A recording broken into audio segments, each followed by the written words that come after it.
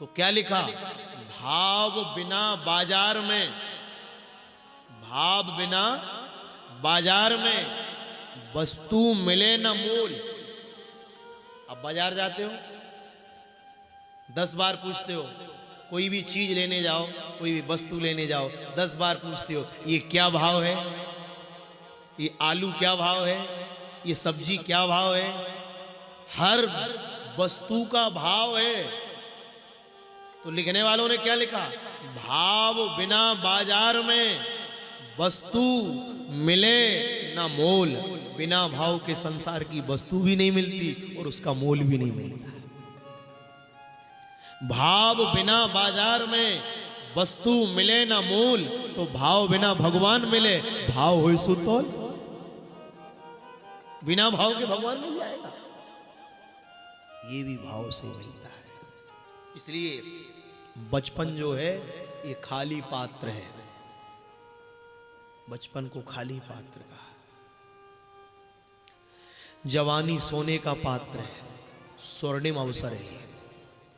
बचपन खाली पात्र है, उसको जो डाल दो वो स्वीकार कर लेगा। जवानी सोने का पात्र है, गृहस्थ चांदी का पात्र है,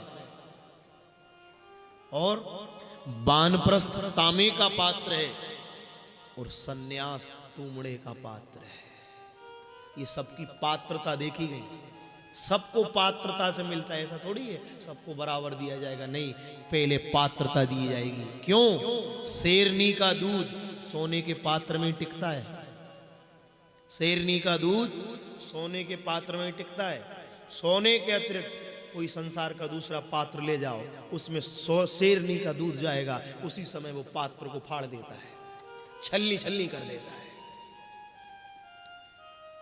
जैसे सिंगनी का दूध सोने के पात्र में टिकता है, ऐसी भगवान की कृपा भी किसी के सोने की जैसी पात्रता में टिकती है। आपकी पात्रता होगी तो भगवान की कृपा का भी अनुभव होगा, गुरु की कृपा का भी अनुभव होगा, पूर्वजों की कृपा का भी अनुभव होगा। पात्रता, इसलिए उन्होंने कहा उनकी करुणा में कोई कमी है नहीं, पात्रता में हमारी कमी रह गई। उनकी कृपा में थोड़ी कमी है। प्रति दिवस आके मिलते हैं हमसे प्रभु।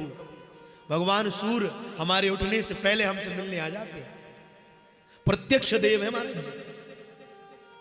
हमसे मिलने आ गए, प्रति दिवस आकर हमसे मिलते हैं प्रभु, पर हमने कभी उन्हें पहचाना नहीं। उनकी करुणा में कोई कमी है नहीं, पात्रता में हमारी कमी रह गई। पहले पात्र बनो।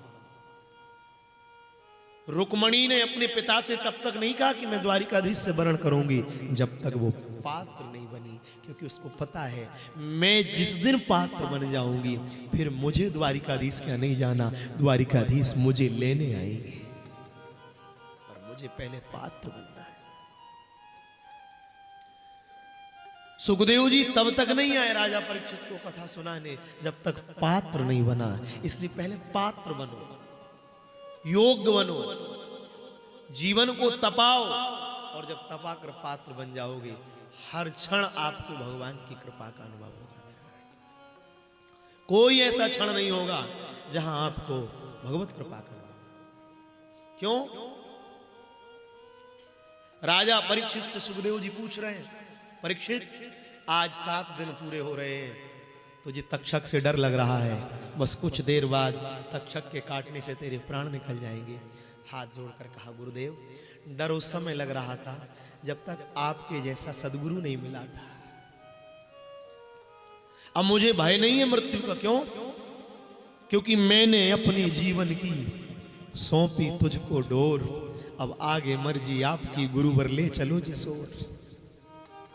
मुझे अब मरने से डर नहीं है, उस क्षण डर था जब आप जैसा सदगुरु नहीं मिला था, इसलिए कृपा।